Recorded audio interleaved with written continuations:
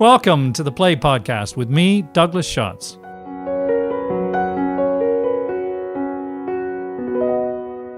So, welcome to the second episode of the Play Podcast, where we explore the greatest new and classic plays. I'm Douglas Schatz, former drama publisher and lifelong theatre goer, and host of the Play Podcast.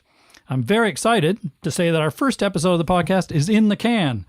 Last week, we had a great conversation about Ibsen's A Doll's House with Dan Rebellato, talking about the play's enduring fascination and relevance, and that was fantastic.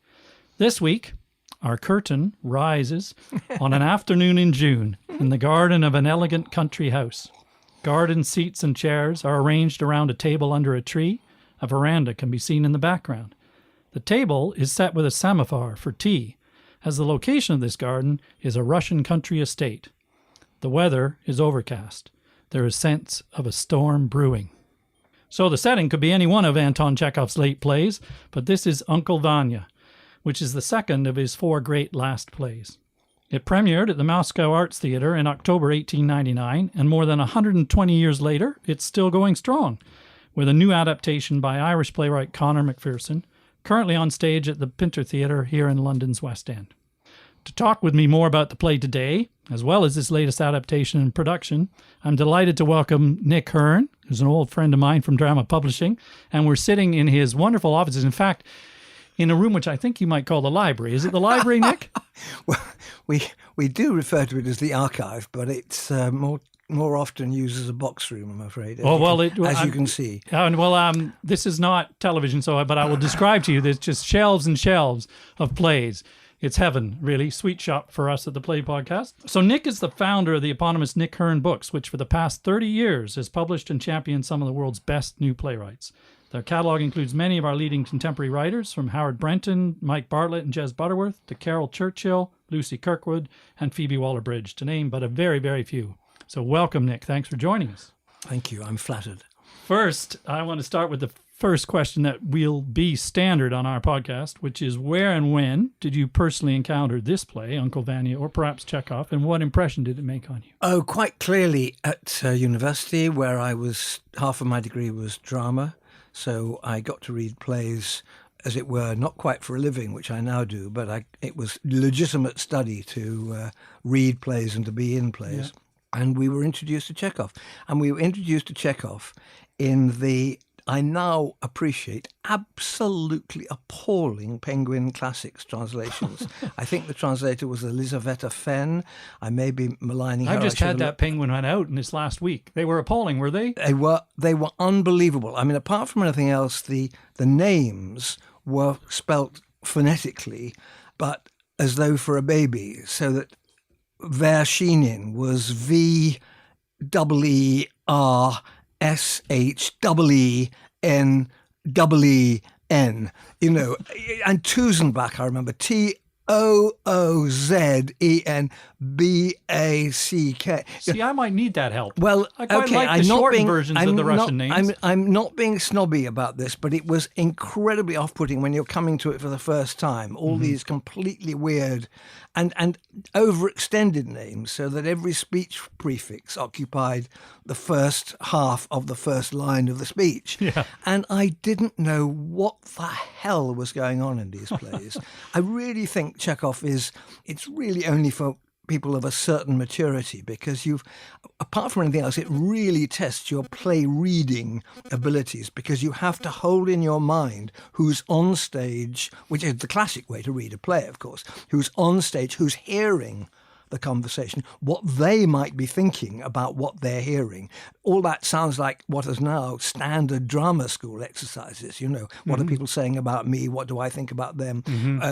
Every moment, how am I feeling? Yes. And it's a lot to ask an 18-year-old reading the play for the first time to do all that when you're actually just trying to make sense of weird names, weird locations.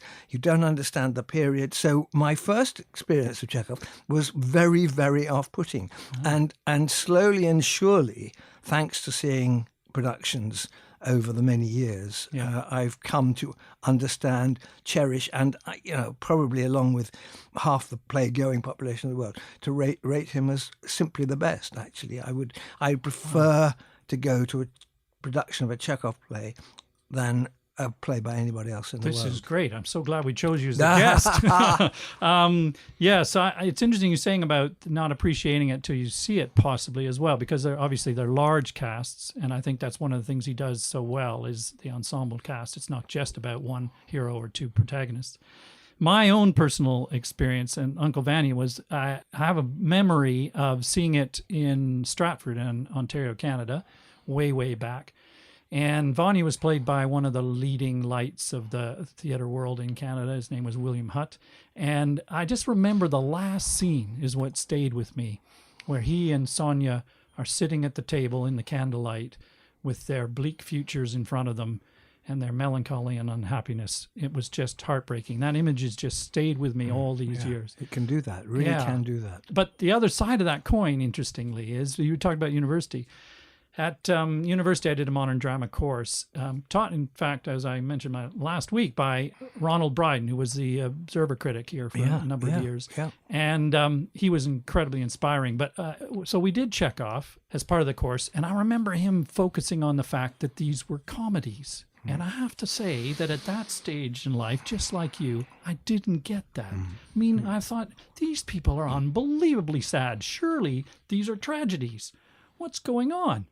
So I guess my next question about that is, we've both seen the production in London, and not diving into that in detail just yet, but it's very funny. Yeah, exactly. So what is it about Chekhov? Where does he get the comedy when basically these people's lives appear to be misery? I think it's because he genuinely sees the funny side in every human situation. It's kind of as simple as that. I remember very vividly, I used to work at Methuen before Nick Hern Books, and one of my great pleasures was publishing Michael Frayn's translations of Chekhov, which were very much the translations at the time. He'd been paid by the British government to study Russian while he was on national service. It's a distinguished batch. Alan Bennett also learnt Russian as part of his national service. So Michael could translate from the original Russian. And he produced lovely versions. But I remember saying to him about Three Sisters that it wasn't funny enough. And he was very puzzled. He said, but they're not... And he could write comedy. Michael could write comedy. Yes, of course. Famously. Of course. The Noises Off and so on and of so on. course. And I simply find, for instance, Three Sisters, I remember, I mean, they are so provincial, these sisters, and they're pathetic, clearly going to be unfulfilled desire to get to Moscow and be sophisticated. It's satire. It's actually satire in there, while at the same time, Chekhov is not a cruel satirist. He's a humorist of the human condition, I think. And if that's played properly, it's humorous. Yes, it's not cruel. It never is, isn't it? You have a sense of his empathy for these characters, certainly. It's interesting he had the sort of subtitles. I was just trying to find in notes, actually, what they were. Subtitles are the plays. Seagull, he did describe as a comedy in 4 acts, but he did actually refer to Three Sisters, which I still struggle, to be perfectly honest, to get the laughs out of. He actually referred to the gloom of Three Sisters when he was writing it. So I think he was struggling. But then he definitely had an intent with Cherry Orchard. He said, this is intended to be funny. Yeah. And in fact, it's almost a farce. Yeah. Well, no one dies, of course, whereas in most of the other plays, people die. Even if off stage, they still die. Yes, or accidentally. But no one dies in Cherry Orchard, except the cherry trees, of course. I think in Uncle Vanya, in all of them, there is that sense of empathy, and he's sort of taking the piss out of people, and they're taking the piss out of themselves. He sees their failings. He kind of sometimes sees that they see their failings. I tell you, I was thinking that Serebriakov, who's the very vain professor type academic who has sort of inherited an interest in the estate. He thinks he's inherited the estate, but he hasn't, that Vanya and his family are still living on. He is almost, I think, unredeemed. Particularly in this production. I know you don't want to move on to that yet. No. He's played by Kieran Hines, and it's quite a savage portrayal. It is.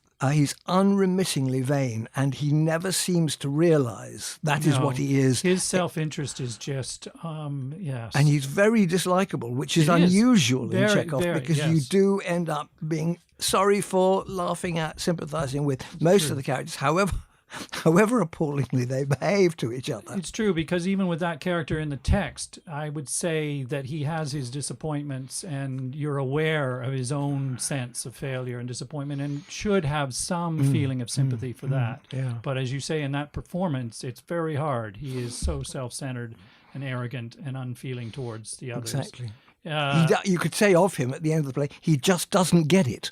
Exactly. He doesn't get it. No, exactly. He's the one who goes, the one who leaves the stage not having got it. One of the sources of the comedy is the pricking the pomposity of characters like him, isn't it? Absolutely. The other question I had when we're thinking about it is, why are we still interested in? What is the secret of its relevance and endurance, a play like Uncle Vanya? Well, I'm assuming it's because of some of the qualities that we've just talked about. The humanity of almost all the characters. They are also in situations, nearly all of them, that we can relate to. Many of them in all the plays are hard up, in debt, struggling to pay the bills, which we can certainly relate to. Yes. They're falling in love in hopeless ways, which we can relate to. They've got problems with their own personalities, as it were. They are hopeless often in one way or another. Andre in Three Sisters, for instance, who is petted by his sisters who believe he's an absolute genius, kind of clearly isn't. No, pretty hopeless. But we can relate to that as well. I can't tell you the number of families that I know who have an Andre in them. Yes. And so I think there's, I think we're making connections, but they're connections which I would venture to suggest are connections that are almost timeless. I mean, I think society is going to have to change a great deal before it doesn't recognize itself in a Chekhov play. Yes, I think there was Conor McPherson himself referred to how he wanted to be a lens that allowed people to relate to the universality of the characters when he came to write the play. And it's the universality that struck me as well, those situations you described. Some of those that touched me were the regrets you have about underachieving, which we must all feel. Yes, which almost all the characters in Chekhov feel they have, even if actually they haven't. No, exactly. And the aging process, they're obviously the professor in Vanya is pretty concerned about how old he's getting and the prospect of death, and even in a more trivial sense, the annoyances of your family, absolutely around you. And no, that's a very good point, because we've learnt to understand that the vastness of Russia, as it then was, means that communities are very, very isolated from each other. Yes. And so they are thrown in on each other. Yes. And you get this extraordinary hierarchy within these families, ranging all the way up from the man whose job is to go around the house at night banging on the watchman, yes. all the way up to the so-called owner. Yes. What you've got is a society in microcosm there, but so close together that they're bound to get on each other's nerves. Yes, absolutely. Yes. I was reading a little bit about Chekhov's life, and his grandfather worked on one of these great Russian estates, and he used to visit him in the summers. And that just sort of rang a bell for me, because thinking about how he would have observed the hierarchies you just described going on in these estates. And it's very clear in all the plays that there really is an important, the nuance of that, or the sensitivity of that, is hugely important to every character. They know where they are in that hierarchy. I think there also is interesting when we come to talk about the production that's on now and Conor's version, is that there's some social themes and environmental themes which struck me as more relevant than I expected. It's quite surprising if you think the thing is set, as you said, really just contained in this house, and they're rattling around in this house together in the middle of nowhere in Russia in the late 19th century. You're thinking, how can this be really relevant? But it just rings. Yes, it really does. And that's one of the things that I should have said about when you asked what the enduring appeal of Chekhov is. Each time you have a look at a Chekhov play, you see something different in it. I mean, partly, of course, that's the director and the actors bringing something out, deciding to emphasize something. But I think because, as you mentioned, we're going through a phase of acute eco-consciousness. That's why Astrov's poring over his maps and demonstrating in the most graphic form that we have seen ourselves, Yes. the despoliation of the Arctic, Yes. etc., Yes. which is basically what he's talking about. Yes. So it strikes a chord. But yes, it's there in the original. Nothing has been added, and indeed, Correct. the first version of the play was called The Wood Demon. That's right. And was actually more about Astroff and his Yes. eco warriorship That's right. than really about Vanya. So those passages really ring true. We'll come to the specifics of that actually when we talk about the production. And the social relevance, I think, is because in a way there's always going to be inequality of wealth, isn't there? And there's this real sense. I mean, we talked about the hierarchies. There's obviously a real sense that this is the wealthy class of Russian society. In a period of decadence, there's certainly a threat underlying the play and certainly this production that social change may be coming. And how much do you think that's? I know that said about Chekhov. How much do you think that is retrospective? You think that's thinking? Hindsight, isn't it? Well, a bit of hindsight.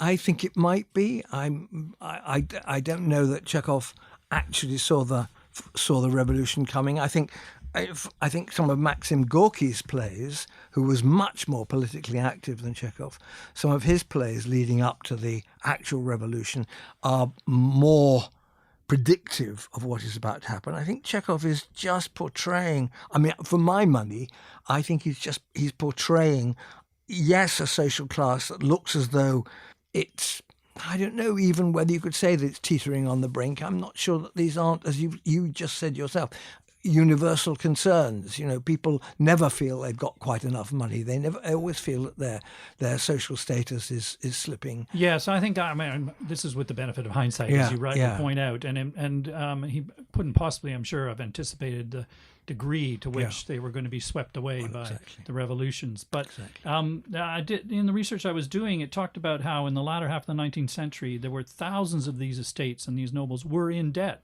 were mortgaged up to their eyes. It said a third of the land by the end of the century had been sold off by the nobility. Interesting. And that they had allowed, there was something called the Emancipation Act in 1861 that allowed the peasants to have some land. Freedom of serfs, and to have some of their own land. But it wasn't enough land to survive. And they still had to pay taxes on it. So there was, I think Astrov in the play talks about some of the unhappinesses economically of the local people. So there are the potential threats there in terms of the social mix. But you're right. I think it's a bit using the hindsight to say he knew this was all going to happen. I wanted to move on now to one of the things I like to do in this podcast is a bit of research about the playwright himself and his life and where the play came from originally, what influences in his life you can see there. So if you'll humor me for a bit, please, I'm going to just recap. But when you want to chip in, please do, Nick. So Anton Chekhov was born in 1860, southern Russia. He was the third of 6 children. His father was a shopkeeper, but not a very good business person, as it turns out. He went bankrupt when Chekhov was 16. Curiously enough, this also happened to Henrik Ibsen, I discovered last week, whose father went bankrupt when he was a child. And you think, okay, well, you need some of this misery to propel your writing careers or your thinking. And also to give you a healthy distrust of the bourgeois lifestyle. Absolutely. You become an outsider is one of the points, I think, about it. And you understand about the unpredictability of material possessions. And the material reality and what that means to people. And yes, it definitely gives them an empathy as well, understanding of that, of what other people's economic plight or circumstances could be. So the family fled to Moscow, leaving Anton in southern Russia and alone. And he describes his childhood as having been harsh, in fact. And there's certainly a sense that the challenges of his early life did forge his character, his determination, and his morality, in fact. Throughout his life, he demonstrated a strong work ethic, even at the expense of his health, as we later know. Born out of necessity, of course, but also by way of contrast to his father, who never really regained any economic stability. I came across a letter to his brother in which he outlines his idea of the duties of a man's behavior. Be tolerant, gentle, courteous, and cooperative. Do not pose, behave in public as you do at home. Do not show off before your inferiors. Do not humble yourself for sympathy. Feel compassion for beggars. Respect property. And then constant work, reading, study, and exercise of will are essential. Every hour is precious. I think it's fascinating that these sort of values you can see represented in the virtues and vanities of his characters. It's a brilliant set of instructions for leading a good life, isn't it? So much better than Polonius's wretched phrase-making. Well, yes. Although I think unto yourself be true is one I could still go with. But yeah, so I think clearly those values underpin what he demonstrates as values that he respects in these characters. However, whatever they get up to, or as we said earlier, the pomposity of the professor, or however flawed they may be. Yes, exactly. And of course, in addition to being a writer, he was also a fully qualified general practitioner, GP, doctor. At the age of 19, he trained in Moscow for 4 years at the medical faculty. And he said, apparently, that medicine is my lawful wife and literature is my mistress, which is very well put for a writer. I wonder if he really did say that, because it's so perfect. It's so good, isn't it? Yeah. Yes. I know, I would take credit for it if I were him. Apparently, he made little money from his medicine, treated the poor for free, which I think Dr. Astroff in Uncle Vanya must owe something to Chekhov himself in terms of his life as a doctor. So he first began writing plays in between 1887 and 1890. The Wood Demon you mentioned was one of his first plays, his second play, in fact, but it had such a poor reception when it was first put on that he withdrew it. I think what he was trying to do at the time was different, as we've already touched on, from the type of theater that had been done before. He talked about things being more realistic, to show men and women's lives as they are. Let things happen on stage be as complex and yet just as simple as they are in life. People having a meal, but at the same time their happiness is being created or their lives are being smashed up. However, the critics didn't really get this, I guess, this slice of real life. No, I don't know, you're going to mention the Seagull, you know that. Yes. Yeah.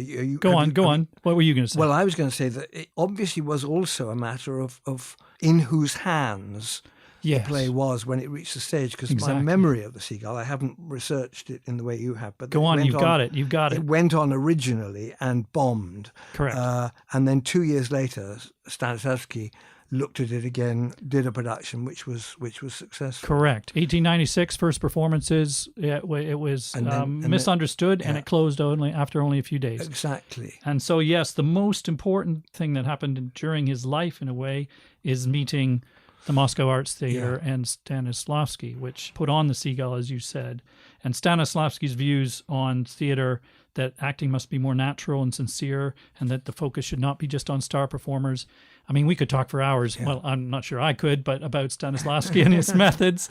But suffice to say that it was a significant change, profound change in the way theater was presented and approached. It was a magic meeting of those two. Yeah. It really absolutely was. Yeah. They were right for each other at exactly the right time. And he met his future wife, who was an actress in the company, Olga, in the Seagull. So the Seagull became a success, and the Moscow Arts Theater even took it as their symbol after that, because it was important to them too. And this gave him a platform to write his next play, which was the revision of The Wood Demon to become Uncle Vanya.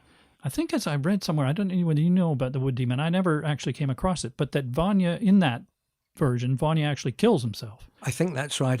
It's ages since I've read it. I think I may have read it indeed as a student, which is why I don't remember it. Well, I mean, he obviously didn't want it remembered, because he withdrew it, and as we were saying earlier about the resolution, it was, I guess, too conventional for someone to suicide in the play, rather than leaving them to live on. Exactly. Is more the point. Actually, the really tragic thing, I suppose, is that Chekhov had such a short life. I mean, these great plays, so with Seagull, launched with Seagull and then Vanya in 1899, he by then was in very poor health, had tuberculosis, and finding it difficult to work and write. He wrote Three Sisters, which was very difficult for him, as I said earlier. Very long, awkward. He just struggled to write the play. And then finally, The Cherry Orchard was his last play, and he came to the opening of that in 1904, or he couldn't make the opening. I can't remember which. I think he didn't go. He didn't go. He wasn't well enough to go, but then got a telegram saying it's a great success. But he died within months, age 44, which is nothing. Yeah. Is there anything else you think about from his life that you think is reflected there in the plays that we? Well, you missed out, though this isn't a reproach, but he started writing little sketches, little short stories, and also little humorous sketches. That's right. Which if you can read them. We published a volume of Chekhov shorts, as we call it, which are the better of some of those things, but they're very crude. I mean, they are astonishingly crude. Really? You wouldn't be interested in them if they hadn't been written by Chekhov. I mean, they're so conventional. They're almost like sort of student review. They're sketches. They're I have a sense that almost with punchlines. He was writing them for money. He was writing them for money. Yes, I mean, was he not writing the Seagull for money? I mean, who knows? He clearly had ambitions in that, but it seems to me, I haven't read every single word he's written, that the Seagull represented such an astonishing step up that I can't quite account for it. You know, it's we talk conventionally about an artist breaking through, but that was a real breakthrough. It was the two writers, the before Seagull and after Seagull, are unrecognizable when you put them together. Though the short stories do show a lot of the complexity of character and the nuance that he got into his mature plays. That's true. So I don't know what it was in that period. No. I think he took some time, wasn't it? So the setback of The Wood Demon, it was 5 years before The Seagull came out again, before he wrote that again. So he matured and was thinking about what next. Who knows? So one of the other things I wanted to do with this conversation in our podcast, Nick, is just for the benefit of our listeners, is to do a quick recap of the play itself, the summary of the plot, for example, because not everyone will have read it or seen it recently. Again, I will attempt to try and do that, but if you could interrupt if I miss anything out. In fact, the first thing is there's a professor and his much younger second wife, Yelena, have returned to the family estate from the city. He had worked and lived at the university. The estate actually belonged to his first wife's family, right? And she died a number of years previously. Uncle Vanya is 47 years of age when the play starts, is the brother of the professor's first wife. And uncle to Sonia, who is, of course, the professor's daughter, who's around 20, I guess, and the play is going on. She's grown up on the estate, but not with her father, who's been away in the city, I guess. And so Uncle Vanya, has looked after her. And also they've looked after the estate, working tirelessly to generate an income that supports the professor in the city as well. The professor's return, as the play opens, has disrupted the usual routine of the house. And everyone's running around looking out for his needs and routine. Everyone's unsettled by his presence. And the professor himself is also aware that he's not very happy in the city, in the country either. And his wife, Yelena, is very bored and I think is obviously unhappy and trapped in a marriage with a much older man. He's at least 20 years older, I think, if not more than that. Yeah, you think of modern equivalents, don't you, where you imagine that the younger wife must be so bored trading around after the often famous older husband. Yes. And Uncle Vanya himself, Vanya is very bitter about the time he's wasted, as he sees it now, because he's lost respect for the professor. He also happens to be hopelessly in love with Yelena, the young professor's young wife. Sonia herself is also in love, this time with the doctor, Astrov, who is a regular visitor to the house and is very busy and self-absorbed in his work as a doctor. And he doesn't seem to notice Sonia, of course. Absolutely. Doesn't demonstrate it. Well, in fact, he also comes to fancy Yelena, which we'll come to. Which makes his visits more frequent. Yes, indeed. The thing about the plot of this kind of play is not that much actually happens, right, in dramatic plot terms. There's some things, but essentially it's, as you said earlier, it's about the tensions in the family where they're just trapped together in this house. Yep. And then things flare up and, the doctor becomes enthralled to Yelena. Vanya happens to see that, so his hopes with Yelena are dashed at some point if they weren't already hopeless, which they were.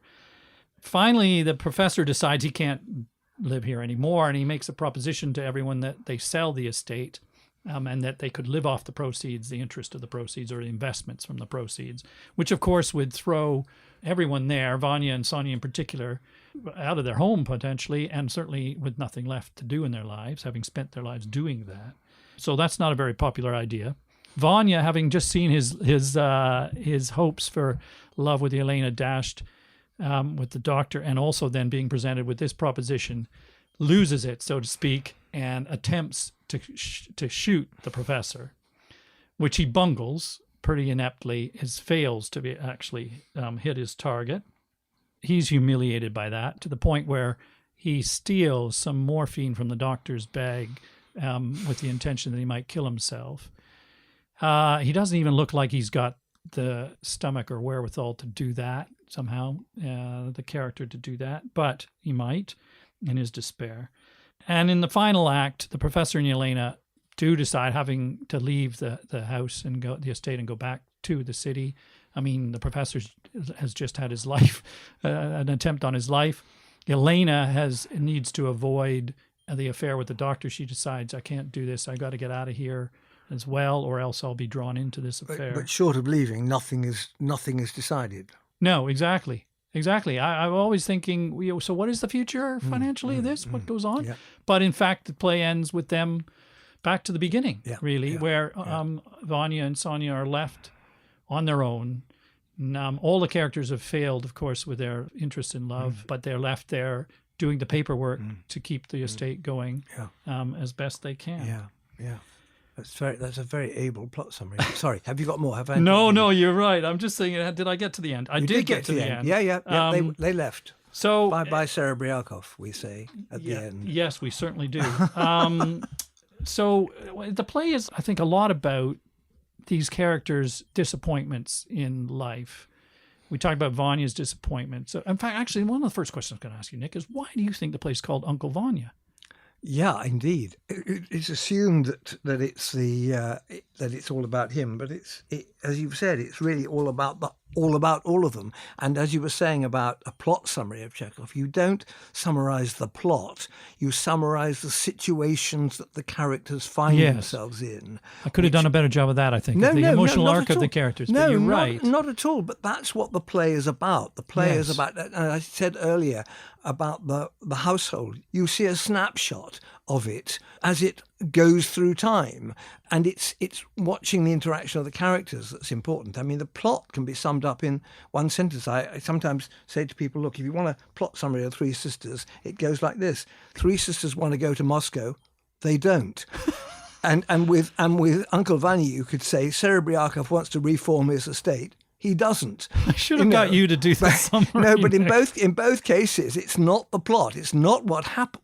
It's not the way conventionally the way the plot moves forward that's important. It's the way it's watching these wonderful characters interact with each other. And I'm laughing even as I talk about them and make such a mess of themselves, their relationships, their wants, their hopes, their fears. It's interesting when you're thinking, well, if you watch the staging of the play and the way, as you mentioned earlier, Kieran Hines plays the professor, is that in a sense the whole house seems to revolve around him and Yelena, the wife, and in hierarchical terms they are higher up the chain somehow. Through wealth. Something. They feel like, what is that? So, well, he's a bully. He's a bully, so he sort of assumes status for himself, and infuriatingly for the other characters, particularly for Vanya, his own mother supports him. Yes, is a pathetic acolyte. Yes, won't hear a word said against her son-in-law. Yes. But then why the play is called Uncle Vanya, and rather than being about it's about him. It's saying why the professor and they seem to be essentially why the house is revolving around them. Why isn't it named after them? Whatever. But it's about possibly the depth of the emotional journey or predicament that Vanya and Sonia as well. They're the core, aren't they, emotionally? Because they're there at the beginning and they reside at the end. Yeah, they're the ones you're quite right. Of course, that's why it is, and they're the ones that one cares about. But it's interesting that the first draft was clearly the central character referred to, as it were, as Astrov. Yes. But it's also interesting that it's the only one of Chekhov's mature plays with a proper name in the title. The others have all got what we might refer to as symbolic titles, particularly Seagull and Cherry Orchard, yes. where if you want to get symbolic, then there you are. Chekhov presents you with the symbol right at the very beginning in the title. Yes. Three Sisters perhaps less so. But yes. Uncle Vanya, it's very interesting. I mean, I don't know if there's any researchers thrown up any discussions about the title. I haven't researched my No, but I Chekhov think it well is enough. to do with that. I mean whether he had discussions he thought, yes. with Stanislavski Very about good what question. to call the Yes, play. very good I mean, question. you do have, surely throughout time, there have been figures who have an interest in the play, and I'm sure this is stupid, but Shakespeare in Love comes to mind, where the play is originally called Romeo and Ethel, and clearly somebody came forward and said, no, you can. Yeah. But I mean, those sort of discussions prior to a play being announced have happened, I'm sure, throughout time. Well, it's partly, again, going back to the emotional reality, but also that, isn't it funny to think that the lead character or the title character of a play is going to be the uncle? Yeah. It's not usually the uncle's not the center of the family, is it? Indeed not. But it, again, signaling that all of these characters are important. All these people's lives are important, and their emotional life, in this case, his emotional life, is one of the most important. And there's a relationship in that title as well, Uncle Vanya. Yeah. There's a familial link is established exactly as it is with Three Sisters. So it also therefore leads to Sonia being key character. And I find that almost the most heartbreaking part of the whole thing is Sonia, with her quiet dedication to keeping the thing going, but also her quiet love for Astrov, which is not reciprocated, not even noticed, as you said earlier, which is just unbearable to watch. It is totally heartbreaking. There's a moment where she refers to some ladies who've said behind her in church, regretting that she's not married and that she's a bit plain, or that a shame about her face, implying that she's plain at the very best, and that she's going to be on the shelf. Even more heartbreaking, right? That she heard it. Yes. Yeah. And that he doesn't notice. And yet, Astrov's enthralled to Yelena, who's the beautiful wife of the professor. Yeah, I think she becomes, as you some reference to Uncle Vanya, I guess that references Sonia, doesn't it, in her emotional journey. There's got to be a niece or a nephew in there somewhere. Yeah, exactly. So there's a whole triangle of love interest, so to speak, where that just like the Seagull. I mean, I remember I read the Seagull not that long ago. Every character is in love with someone else who's not in love with them, who's in love with someone else. Yeah. It's more than a triangle. It's a kind of kind of chain. It is. Yes. Or they're interlocked triangles. So what did you make of the Yelena and Astrov relationship? I think that one's intrigues me because it's not straightforward. I mean, you have Vanya, almost like a little sheepdog following around after Yelena and completely enthralling. Yelena is beautiful, and he's loved her for years since she was younger, and he regrets not having asked her to marry him, whether that was realistic. But it's clearly unrealistic all the time. You have that, and you say, well, that's hopeless. That's never going to work. Then you see Sonia and Astrov, where Sonia has a really deep and genuine love and is a wonderful, attractive character, but is either too self-absorbed, I guess, to notice. But then what happens between him and Yelena? What's going on there? Astrov. Yeah. Well, it's interesting. In this particular production, I was intrigued by Elena is always played aloof, as an aloof beauty. Yes. And I found myself thinking, this is not an opinion I've checked out with anyone else, and it may be completely off-center, but I found myself thinking that Sonia she's chosen, she hasn't had to marry Serebriakov. You mean Yelena, sorry. Sorry, I beg your pardon. That's okay. I do indeed mean I'm with Yelena. you. Has clearly chosen to marry Serebriakov. So in that sense, being sorry for her is a little bit compromised. And I think it's possible that she's sort of toying with Astrov's affection. She likes it because it fulfills her sense that she's still desirable, attractive, and so on and so on. But I don't think there's ever any sense that she's really going to ditch the professor. No. I think she's too secure in her city lifestyle, the money that she gets to spend, because there's no reference to that. But well, there is in a sense that both Astrov and Sonia sort of castigate her for her idleness, right? So at some stage, and she says she's bored, and Sonia says, well, you could go and help. You could teach or help the poor. Oh, no, I couldn't possibly do that. Yeah, I couldn't get my couldn't get my hands dirty doing that. And I think there's quite a measure of a cold appraisal there of that character on Chekhov's part. I mean, she says to Sonia at some point that she looked up to the professor, and I guess temporarily, or at least initially, was in awe or enthralled somehow to his reputation. Reputation, exactly. And then is protected, but now realizes that was a big mistake. Doesn't know what else to do. But you're right, she doesn't really want to put herself out there. She doesn't. I think she's flattered by Astrov. I think she's toying with him. I mean, the very fact that, and in this production, that's played up, I think, by the fact she does allow herself to be kissed by Astrov, but then immediately pulls away in a classic. There's a very rude word for it, which is prick tease. Way, which is, I'm having my cake and I'm eating it. I'm going to flirt with you, but I don't mean it at all. I like your attention, but I'm not going to allow you any fulfillment at all, any satisfaction. Yes, and there's a reference to her, I think, was it Sonia or someone who says that you have him on a string. You basically, that's not quite the right words, but essentially that she has got toying with him almost in a sense, and knows that she has the power of her sexuality over him. Yeah, and she wants, she wants and affirmation. He's not really, from his point of view, it's weird. He understands that he's in thrall, but he's not really that. He doesn't really respect her. So he has this scene where he's just telling her, you should be doing other things. What are you doing? You're idle. You're an idle woman. Why are you being like that? And then when he's showing her about the maps you referred to earlier and talking really energetically, passionately about what he believes in, she couldn't care less. Exactly. She doesn't really care about any of that. There's no depth to her interest in him then. I think they wouldn't get on if they had got together.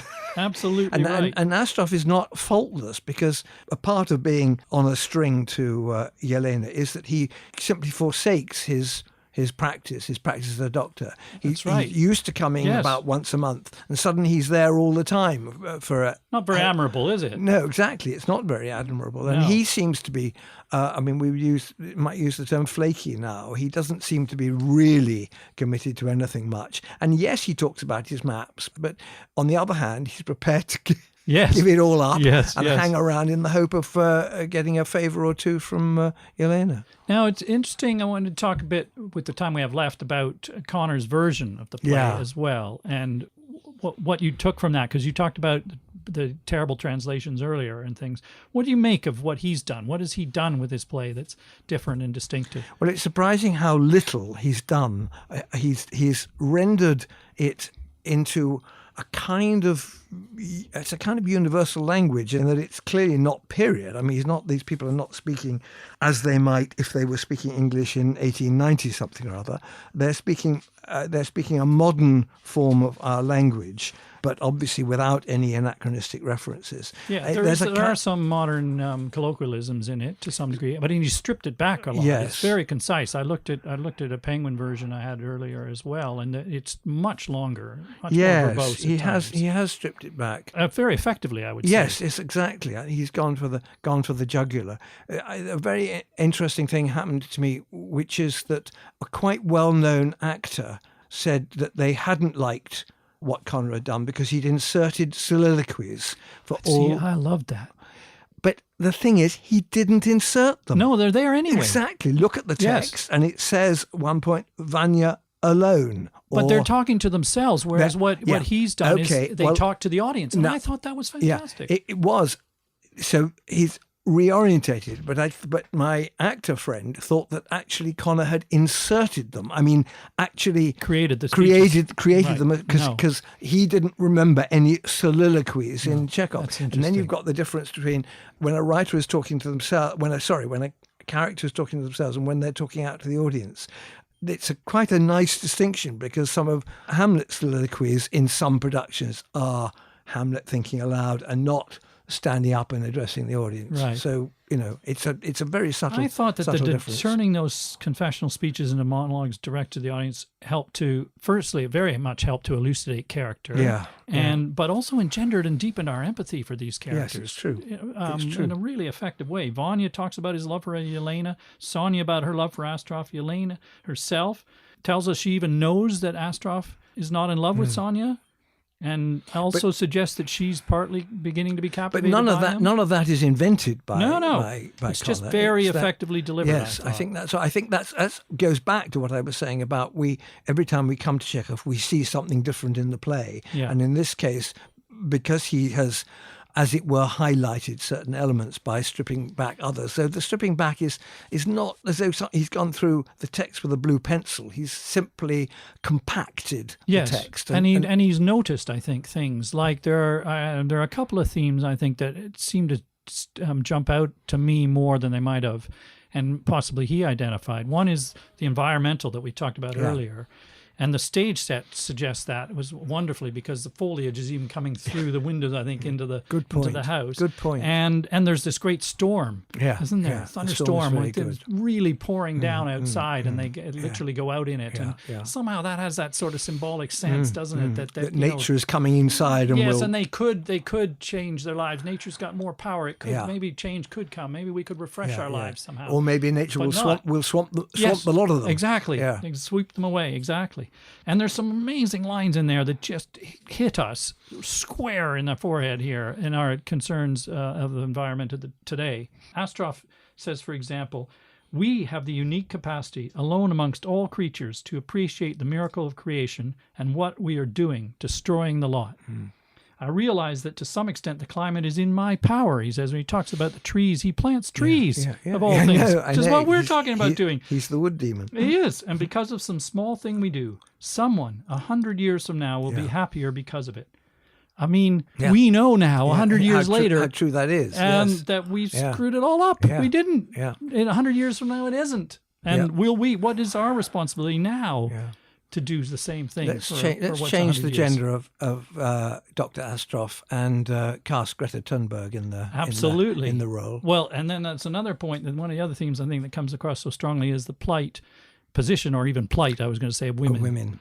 In society. So Yelena is bored and frustrated, and she is chastised, and we don't really give her credit for her idleness. But she does say at one stage, when the professor says to her, he's whining about his age and how he's a burden to her, and suggests, "Why don't you just leave?" And she says, "And go where? With what?" So there's no independent agency for her. She'd have to be very, very brave to walk out. Indeed. And Sonia herself, as we mentioned before, I mean, has failed to marry, so is stuck. Vanya's mother even says to Vanya, when that he's been a waste, because she says, "If you had the good fortune to be born a man with agency, what I wouldn't have done with that agency." Agency is the word of our time. Yes, and that's strictly speaking an anachronism as well, because I don't think they would have used that word in that sense. But that's why it leapt out. I agree. From Conor's version, and very effectively. You're absolutely right. I remember that line. Yeah. Right. Where does that take us? I think, have we talked at all about why we think this play is influential, and how is it influential on others that followed? Playwrights. I mean, you've been publishing playwrights for many, many years here. Do you think they still? How is what Chekhov did reflected in what playwrights have written? Well, it's since interesting. He wasn't a formal innovator in the way that, for instance, Beckett was. And that, some of the famous formal innovators like Pirandello and so on, which people sort of say, "Oh yes, that's a good idea, I'll use a version of that." But I'm sorry, I'm just going to come back, not very interestingly, to there are very, very few playwrights of my acquaintance who do not admire Chekhov and kind of wish in their heart of hearts that they could write in the same way. And I think that alone influences their sense of how to put character together. I think it's possibly it's to do with what is any great writer. It's that universality we talked about, who can actually represent the deeper level of existence. that we comprehend in some form, but they give it expression, obviously. But Chekhov does it so effortlessly so that you're not aware of that at all. Yeah. In fact, he demonstrates the depth of the human condition precisely by apparently remaining on the surface. So it's acceptable, I mean, Yes. if they were going off in great flights of iambic pentameters, then you. So it is, yes, it's partly due to that realism, of course, in Yeah. that tradition from Yeah. Ibsen on, that he's showing real people and recognizable emotional lives and their complexity and ambiguity and their flaws and all of that we've talked about. Actually, it's interesting we're saying, so to return to the beginning to some degree about comedy and tragedy. And is this a play, do you think, of despair or of hope? It's neither, of course. It's a play, as you said, about the human condition, which is compounded of both. It's interesting about whether, I think he had a sense that he felt that there was a purpose to drama to try in showing people's lives to improve how we behave still. I mean, not polemic in any sense, obviously. There is an element, I think, to him, because he's, people would say, maybe they would criticize that the interpretations that are very depressing. And he would not want it to be taken like that. What I've read is he wouldn't want it to be taken like that. And they do have this sense, don't they, about the future. They keep talking about the future, that it will be better. Astroff talks about it will be better. And Sonia's great speech at the end of the play is essentially saying it will get, don't worry, God's light will shine on the world. And not just them, but the world will be a better place. There's often a figure in Chekhov's plays saying about the future and the world will get better, but it always seems to me to be a little bit hollow. Well, I think that is the question, isn't it? Interpretation is, do you think, because Sonia deeply believes it, and he gives Sonia credit for believing. He's not pulling the rug from underneath her, per se. But she's got to believe it, if you know what I mean, because if she's going to keep on keeping on. Yes, true. It's very interesting, because what you're saying about is it optimistic, is it pessimistic, is almost exactly mirrors the reception of Girl from the North Country, which really, yeah. There's, in fact, I brought with me the Ben Brantley review of the New York Times, where he ends up saying, and I will just read the very last sentence. And then the music starts, he says. You don't know where it comes from or even exactly what it means, but there's no mistaking the sound of salvation. And wow. Girl from the North Country is, in plot terms, is one of the gloomiest scenarios you can imagine. Yes. Not quite everybody dies, but almost everybody heads off to a much worse life than the one they've had before. And yet somehow you end up uplifted by watching it. And I think the same is true of Chekhov, that there is something, there's a celebration. I mean, it's very difficult not to lapse into cliches, but there's a celebration of the indomitability of the human condition. There is. There's something about, he grants them dignity of some kind, does he not? Which is strengthened, excuse me, sorry to interrupt, which is strengthened by not whitewashing their inadequacies. Correct. Absolutely. The very fact that they're so obviously inadequate makes them the more human, and their struggle to carry on, the more, as it were, uplifting. And those realities, I think, and the comedy as well, is a suggestion that it makes it more palatable for people to witness this and then come away with a sense of a positive sense. There is an opportunity to behave better or differently, even, he would say, in recognition of these humanities, that you could be kinder to other people. I mean, you could learn that pretty easily from watching how people behave to each other in Chekhov. To think beyond our petty desires to help others, whatever it might be, that there's something in this that he is more optimistic than people, I think, would give credit to. And he would try and say he was as well, I think. Okay, well, I don't know whether we've convinced anybody that that's the case, but before we close today, there are two things, Nick, that are a part of our regular podcast I'd like to ask you. First one is, what play have you read or seen recently that you would recommend to our listeners? I think I might know, you might say Connor's. Well, I mean, Girl from the North Country is simply a masterpiece.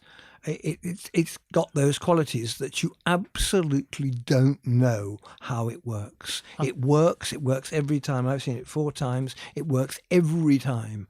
And I still don't know why. And in fact, this is something I don't know that I really want to air, but I've started, so I'll finish. When both of us here in the office who read the script when it first came in could not work out what Conor thought he was playing at. Wow. What on earth is an Irishman doing setting a play in Duluth, Minnesota. In Duluth in 1936?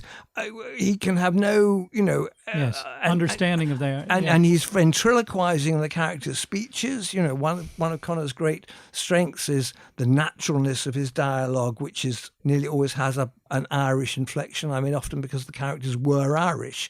And here he was, as it were, almost writing in a foreign language, and we didn't get it. And we didn't get it because we hadn't seen what Conor had seen, and which, of course, gave him the motive for writing the play in the first place, the effect that the music would have on the whole bang shoot in a mysterious way that I have not worked out at all. I've seen it twice and deeply, deeply moved, and the music is just exquisite. I am just in awe of the arrangements because I have been a fan of Dylan. I know a number of those originals, and I took my daughter to it, and the second time, and who is how old? She is 23, and I think I rarely end up in tears in the theater, but I was pretty close to, if not in tears, in the theater. And it's the partly to do with the beauty of the music, I have to say, but it's interwoven beautifully. And actually, the first time I saw it, I loved it, but people all around were saying, well, the play isn't up to much, is it? The music's great, but the play isn't up to much. And I didn't really get that, but I was thinking, okay, so when I went back the second time, I was partly going, so what is the play really like? And I actually came away way more respect, thinking, wow, he has actually woven together these amazing emotional stories, some fantastic stories coming together. I think I didn't see that, but now I'm making claims that it's the closest thing I know in the modern repertoire to Chekhov, because it is that same cluster. And at the end, yes, the music is likely to prompt emotion, but you're also, I have shamelessly been in tears at the end of every single viewing of it, but copious tears, not just a little prickle. And happens to us in older age. Well, maybe I think I've always been a sobber, but you're sobbing because the impact of the music has been very cleverly arranged, but you're also sobbing for the characters. Yeah. So my second question, our regular podcast question, is there a play you would suggest we should cover in the Play podcast? A personal favorite? Actually, this may be a bit unfair because you have so many great playwrights in your catalog, but anything that's personal favorite we might talk about one day? You obviously want a play that's a little bit known. You don't want to be directed to, I happen to have seen a completely brilliant new play by a new writer at Southwark Playhouse, but it may come back, it may not, but it's not going to be part of the modern... We will do some new things at some point, yes. All right. Well, that's called Shook, by Okay. Samuel Bailey, which is coming back. It was sensationally well received. Oh, look out for that. But I guess that if you wanted to sort of dip into the modern repertoire, that you could have a look at something by Carol Churchill. Yes. Almost any of her bigger plays would be worth investigation. So there are two weeks we've done this, 2 episodes, and both of them suggest Carol Churchill. Yes. So that has got to be on the list. Right. Thank you, Nick. So much enjoyed your company and your wise conversation. Check out all of the wonderful plays that Nick Hern publishes on their website, Nick Hern Books, where I'm sure you can also contact Nick if you want to take up anything that he said today. Thank you, Nick. So, as the curtain falls on the quiet of the house, what does the future hold? A life of nothing other than hard work and endurance, or perhaps also commitment to do better for the environment, for other people, for yourself, so that the world may be a better place in 100 years' time. It's up to you. Thanks for listening, and goodbye until next time.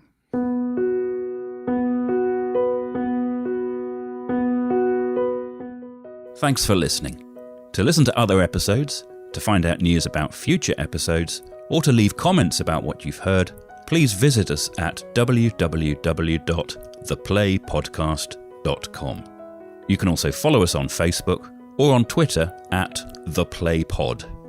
You're also welcome to email plays@theplaypodcast.com to suggest plays that we could talk about in future episodes. You can also register your suggestion on the website. Thanks again, and see you next time.